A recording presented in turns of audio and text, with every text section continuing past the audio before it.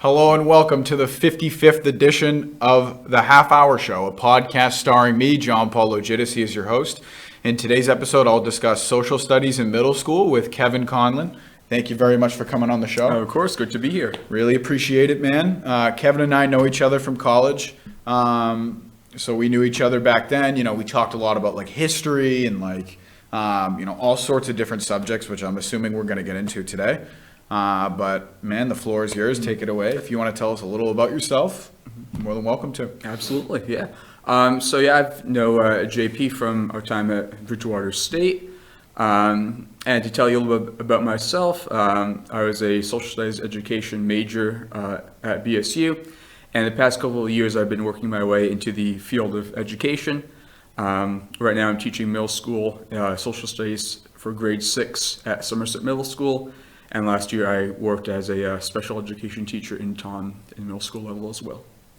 So, people have heard me say this before. Like my mom was in education. I remember growing up, she told us all these stories from the classroom. Mm-hmm. I would go to work with her on occasion, very rarely. I remember I was in the school with her. But it's such a trying field. It's so, you got to have a lot of patience. Mm-hmm. But I don't know, how has it affected you? Like what experiences have you taken away, and like what have you learned maybe from these kids, but also from just the experience in general? Yeah, absolutely. It's definitely a field that there's always something going on for sure. So that's kind of an adjustment when you have, the classes I have are pretty big. Lots of them have 28. There's one class I have that has 29 students. Wow. A number of English learners in that class, students who I have to accommodate lesson plans for. So it's definitely, there's always something going on, and I do like that aspect of it. It keeps you very occupied. The one thing that's kind of an adjustment though is you always kind of take the work with you. So it's kind of hard to find a separation between having your own life and then all the things that you need to do for preparing lessons or working with students. That's kind of a little bit of a weird adjustment at first, for sure. Yeah, no, I can only imagine. Mm-hmm. I know that I probably told you this at the time, way back, man. I went to a different college after Bridgewater. I was only there until 2019, and then I did an exchange. But I remember I used to be a camp counselor over the summer, mm-hmm. and so I had to not create lesson plans, even specific ones, not even anywhere close. But I remember we had to create games that, everyone would want to play. Maybe you have two separate games, one that's more active, and then one that's maybe not so active. Yeah, the library's closing in in 15 10 minutes. Yeah, I kind of screwed the timing up on this one. But yeah, so I do definitely remember having to accommodate different kids' interests, mm-hmm. and I did work for a special needs camp for many years. So a lot of the children there had some disabilities, or, they just had some challenges, whether it was socially, whether it was at home, whether it was in school, so I remember all these little pieces, but you're definitely in a much more specific field. Mm-hmm. But speaking of social studies in middle school, mm-hmm.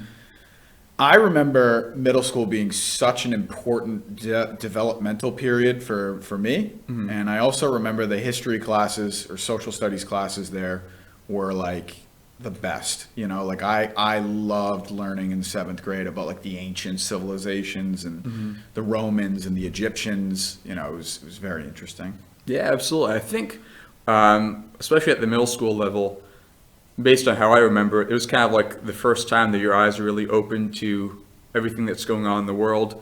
And you're old enough where you're starting to develop kind of an awareness of different countries, different cultures, kind of thinking more globally. And you can definitely tell it's very rewarding when you see some of the students start to kind of open up like that as well. You can see their interest developing, and you can kind of see them getting passionate and interested, asking good questions, getting involved with the lessons. So I definitely think it's very important stage developmentally. And just in the field of education as well, it's been challenging this year, especially because I feel like we're still dealing with the effects of virtual learning, COVID. Even though, lots of the world has moved on from that, I feel like the education, we're still feeling the effects of it. Oh no, absolutely. And I remember I was one of the last classes in my high school to use pen and paper. And technology is super important in school, and like I think that we should really utilize the cutting edge. But at the same time, there's really something about using a pen and paper and learning. Like I don't know, I couldn't picture doing math, like a math course, like on my iPad. Like I can't picture it, like because of course I didn't have to do it, but at the same time, I really feel like you gain a lot more because you're working the problem out. It's almost like you're drawing it, you know.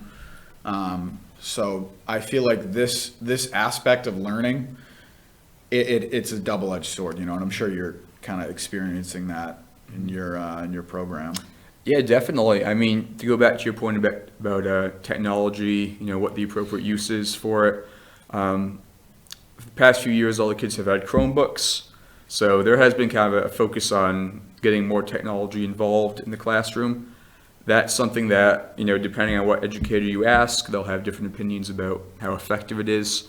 I know personally in my school, we're having a big issue with trying to find ways to prevent kids from just using Chromebooks as a gaming, platform.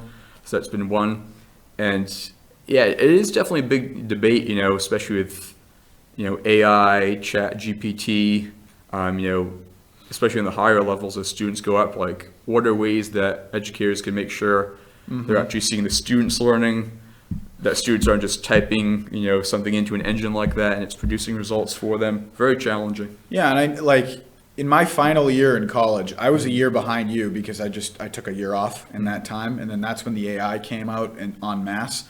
And I was actually the student body president of my university, and I went to these academic meetings with the professors, and I kind of sat there, and like my friends were all yelling at me after. They're like, "Come on, man! Like, what the heck, dude? Like, you shouldn't have like exposed us like that." But I remember, I didn't like give any names, obviously. Yeah. I'm not that guy. But at the same time, I was like, there are many students that are going back to their residences, or they go in the library and they use the AI to write papers. And I was telling the professors, like, there needs to be some kind of check to this.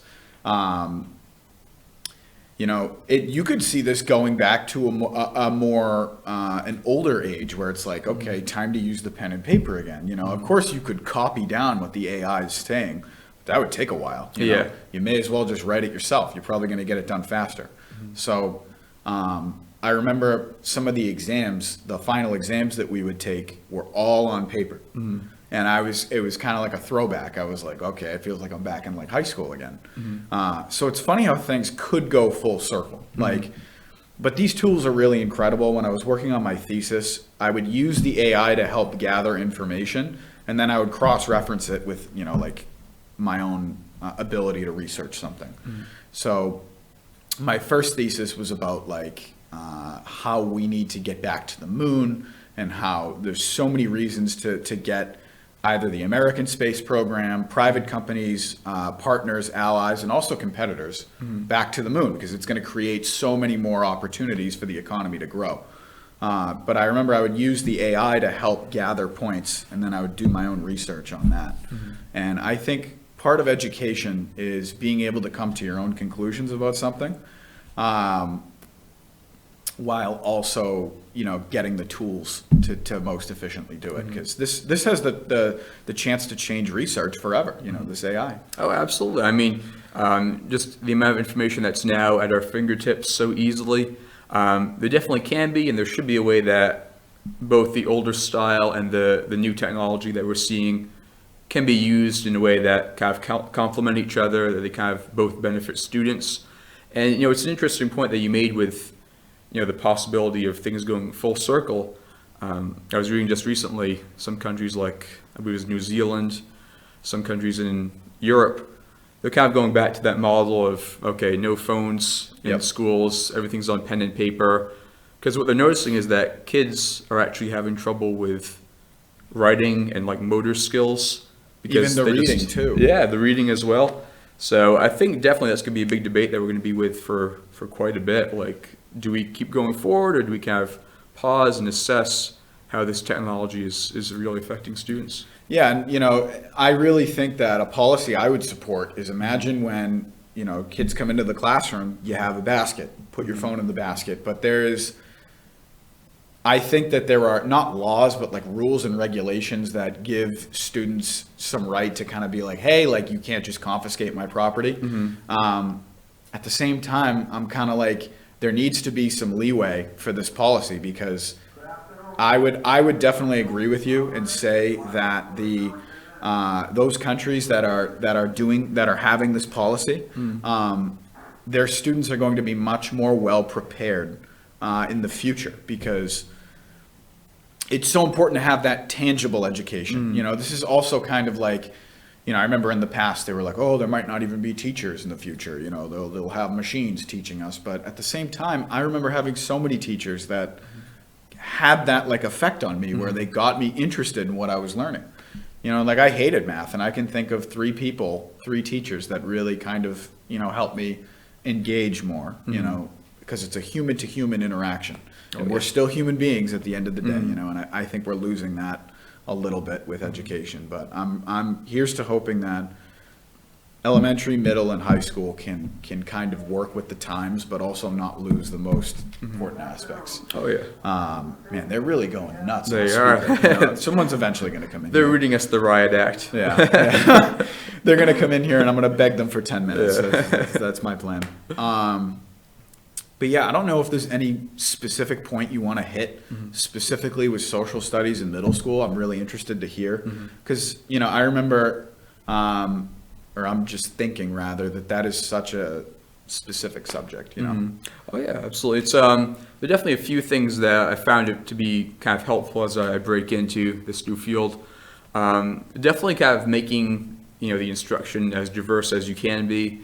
So, you know, especially with students who at the 6th grade level, their attention spans are so short. For some, it's like non-existent.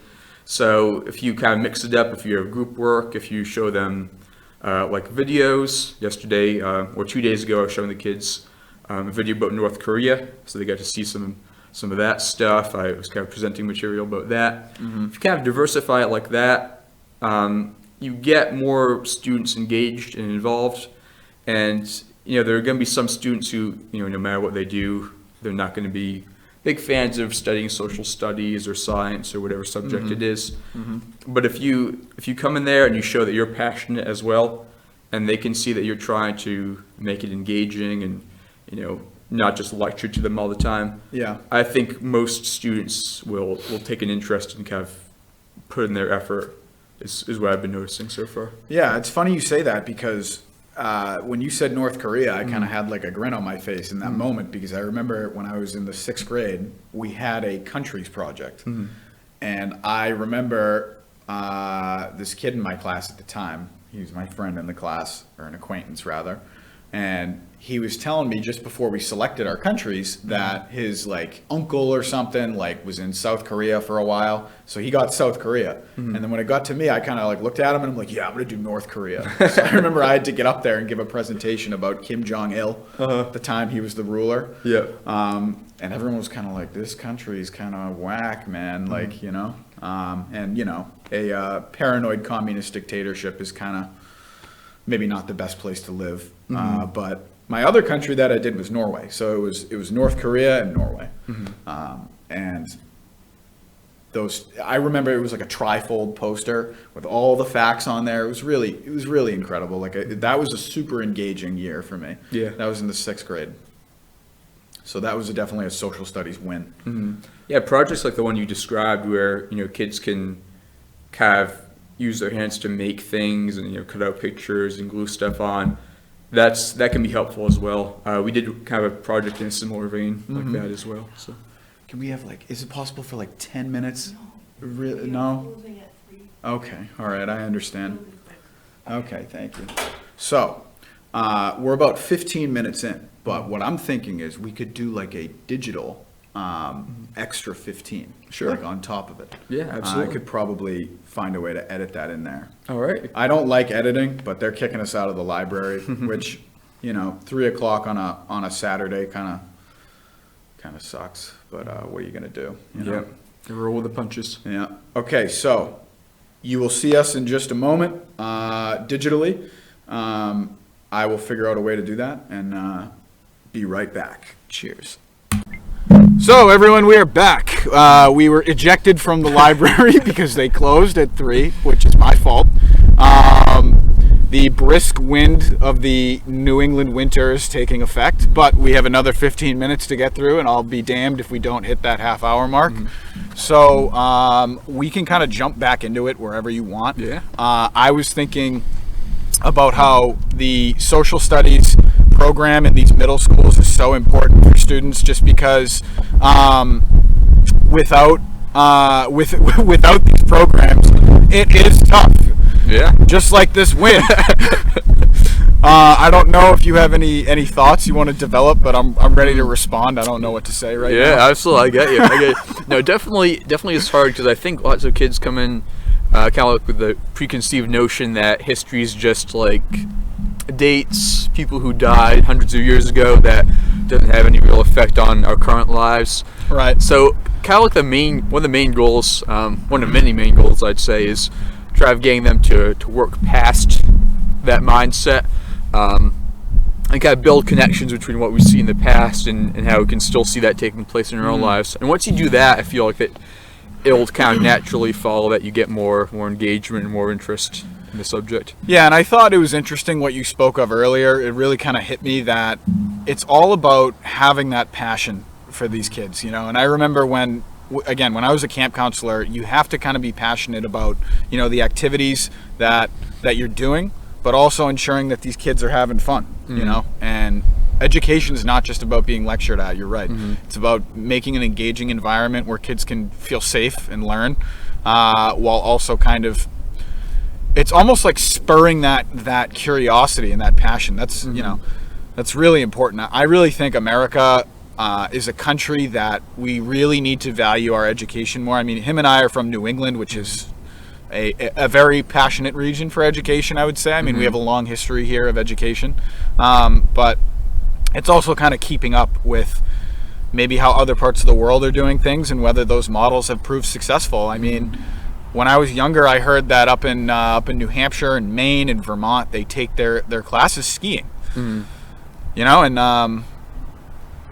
that's huge. Obviously, I mean, in the wintertime, we don't really have a lot of like skiing areas here, just because the snowfall is getting less and less every year. I'm noticing it. I am. But at the same time, it's kind of like education, I feel like, is more than just sitting in a classroom. It's about like really getting these kids engaged. And I think there's so many different ways to do that, I loved field trips. I really did. I don't know if they're doing so many field trips anymore. They're doing a few, so it's kind of coming back in after the whole COVID pit of darkness for those past few years. But that is coming back in. So I know my 6th grade class, we're going to have a couple towards the end of the year.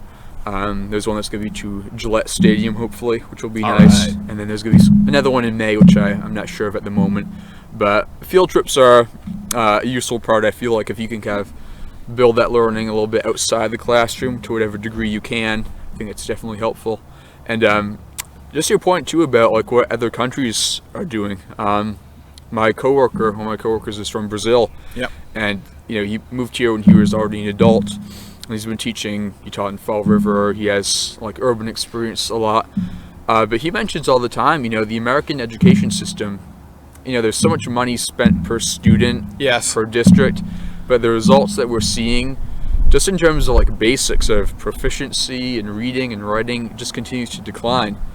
So he mentions that to me quite a bit, how, in other countries like Brazil, parts of Asia, they have so few resources, but somehow their skills are just so much more advanced than many American classrooms. That's a big deal. It really is. And I'm thinking about how other countries, it's discipline. It's discipline, that's part of it. Like, definitely, I think that's definitely part of it. It can't be the end all be all, but we're the land of the free, home of the brave. So kind of like doing the whole discipline thing can kind of be difficult, like we're very like free thinking people in this country. So our education system definitely, I think, takes that on, like as part of it. Yeah. Which again, it creates this positive and this negative, right? We're a country of entrepreneurs and building business and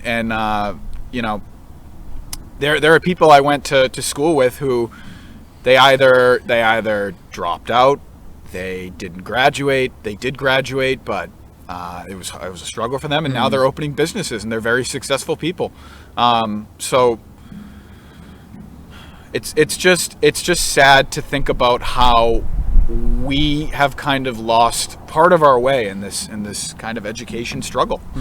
But I think it's middle school specifically is such a developmentally important time for students.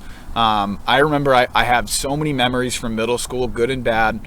I went to a massive middle school. Peabody Middle School was like 1,500 kids. Oh, wow. Yeah, it was incredible. The class sizes were massive. I know this is going to sound kind of strange, but the building itself had this character to it. Anyone watching this from Peabody, I bet you someone might stumble across this at some point. The Peabody Middle School had character. Like the building itself, there was the library, funnily enough, right, it was like a circular shape, and they had these causeways that would go into it, and in some ways you'd go outside and before going back inside. Yeah, it was almost like a campus, but like it was just a ring around the library. One time my buddy and we were in the line going into the library, and we talked about like leaving the line and like running around the circle. And then like one of us made a break to do it, and the teacher was like, "Get back in line." But it was awesome, man. It was I don't know, I remember this building. I feel like sometimes that has an effect too. Like the building's got to have some character to it, you know? Yeah, I totally agree. So Somerset, we're actually getting a new middle school next year. Brilliant. So that will be nice, but definitely I feel like the old middle school that we have is from the 40s. And it's like lots of the new schools are kind of very like cookie cutter. They kind of have a very similar design to them. This school is like very like weirdly shaped, like hallways and like different segments, and like it is. I feel like it's kind of the older style is a little bit more interesting in terms of the architecture and all that. But of course, there will be great things about having a new school with all the technology next year for sure. Oh yeah, my thought there, I was going to say like maybe they're not the best in terms of health of the building. Like I remember there was like they had to do some construction because of some hazardous material that was used in building the school. But other than that, it was good character. But I'm happy to hear that there's a new middle school being built there. That's great. It will be very interesting.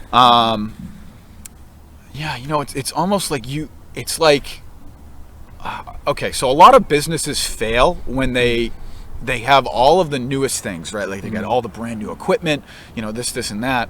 But then when the business fails, they you have nowhere to blame but yourself, like, because now I'm thinking, okay, like a brand new middle school, my city got a brand new middle school, and I'm not knocking any education department in any of the cities and towns across the Commonwealth, but what I am saying is that when you have like an uninspired student body and maybe a faculty too, you're not going to get anywhere. All this new stuff is just not going to mean anything, like it's gonna create more new problems, but some of them are pre-existing. Like again, an uninspired student body is just not gonna they're not gonna want to do anything. Yeah, you're absolutely right. Part of what I don't know if this was like this when you were in school, but when I was in school it was hopeful. Like there was always hope, like people weren't talking down about every little thing, like there was hope and people were happy just living, and maybe now it's not like that. Maybe, again, I don't want to wade too far into this, but I did want to say, like, being apolitical in schools, like just, keeping that stuff out of the classroom, left and right, that's super important. That's like, like it's just making sure that you're delivering an education that is as unbiased as possible. Sticking to facts that are well agreed on by historians. That's why I love history, because it's there is that saying, "Victor's right." What is it? Victor's right to history. Yeah. So to some degree, it's hard to escape that. Everywhere you go, there will have some sort of bias to it. But you're right in terms of one of the skills that definitely should be built up is teaching kids. How to analyze sources, how to look at different viewpoints, Absolutely. When you think about it, I know the middle schoolers themselves, they probably think that the adult world is such a far off concept. It's not. They'll be voting in like 5 or 6 years. That time is going to go by very quickly. Yeah. So building those skills in terms of how you make decisions and how you explain those and defend those positions is definitely something that's very important to for sure. developing minds. Yeah. Now I'm thinking about, specifics, because I remember I had this teacher in the 7th grade who he showed us these documentaries, and do you know when it's not like he showed us too many, but maybe like one too many, if you know what I'm trying to say. I do, yeah. But the documentaries that he did show were really, really good and very diverse too. So for example, he showed us a documentary about this man who, this must have been like 2012, right? So War on Terror, growing up during this time period definitely was tough to kind of look at these other countries that America was involved in or the West was involved in. But there was this man, he had a guitar, and he like flew to Iraq and made a documentary about the lives of the people there in Baghdad and some of these other areas like in the country. And it was such a, I don't want to say not well produced, but it was very honest, like much like this podcast, right? Like I just have a number like pasted to this microphone and we're outside, the wind's hitting the microphone probably, but it's very honest. This documentary was the same. He spoke with this man who had a family, and the guy was like, "Aren't you worried about constantly running the generator? What about global warming?"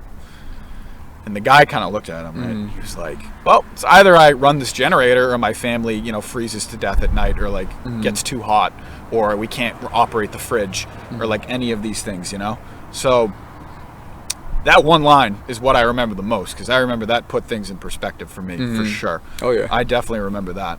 But it was brilliant. We also watched. I think it was The History of Mankind or something. Oh yeah, it was a history. Yeah, it was a history show. The History Channel was like, okay, but before it was Aliens, when you started to do more content. Aliens. I know we're getting kind of close now, but towards the end. But I want to make sure that you get in those points that you wanted to bring. Like I want to make sure you have enough time for that. So if you have any, what can you tell the audience about?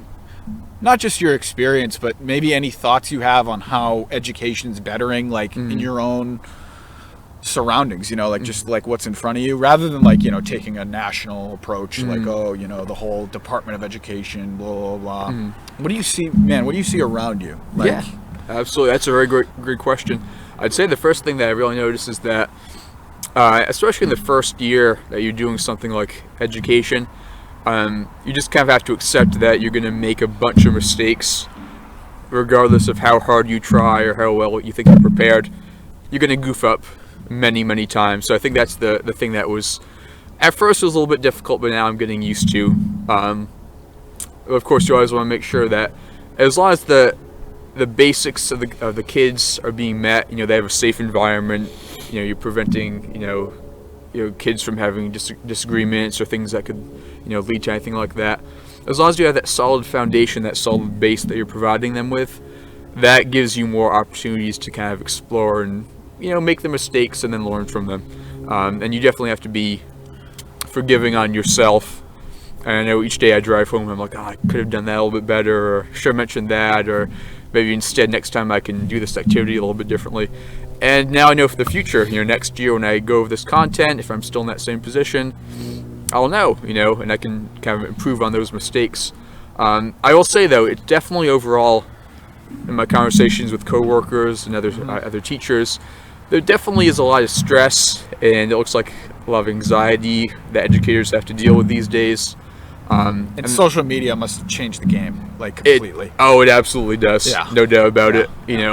Whether that's students having group chats with things being mentioned in them or all that stuff, it definitely has. That's probably one of the reasons why there's such a high turnover rate. Yeah. I read that almost half of educators leave the profession in the first few years. Yeah, it's hard. It is. It definitely is hard to break into, but the teachers I know, they're very committed and very dedicated to the kids and making sure that they learn. So even though there are difficulties, I'd say that there's definitely a lot of hope, because the people who go into this field, they do want to make a difference for the kids. And They're really and good. I most teachers are brilliant, you know, like just brilliant people that want to make a difference. I 100% agree. I saw that in my mom. I see it in you. I see it in other individuals I've talked to. Definitely. Man, it is brisk out here. If you want to leave the audience, I always say this at the end. If you want to leave the audience with anything, any like last message, you know, now's the time. Yeah, absolutely. I'd say that, you know, what I found to be helpful in kind of setting the tone for the classes, and I know that other teachers have felt the same way. When I was starting off, I was asking myself, okay, how do I kind of introduce the expectations for the class? How do I kind of manage behaviors? How do I let them know what the goal is? And I talked with some of my coworkers, and they said, you know what, put up a sign and make 3 simple, basic rules that cover as much as you can. So in my class, there's a sign that says, you know, show up to class prepared, respect other people and yourselves, and try your best. Simple, but that basically covers it all that you need to be covered. You know, try your best, respect other people, show up ready to learn. If you can do that, you'll be good. There you have it. There you have it, folks. That was 55. One of my most interesting episodes for sure in terms of how it was filmed. But I had a great time. Thank you so much for coming on. Thanks for having me. Guys, watch out for 56. Peace.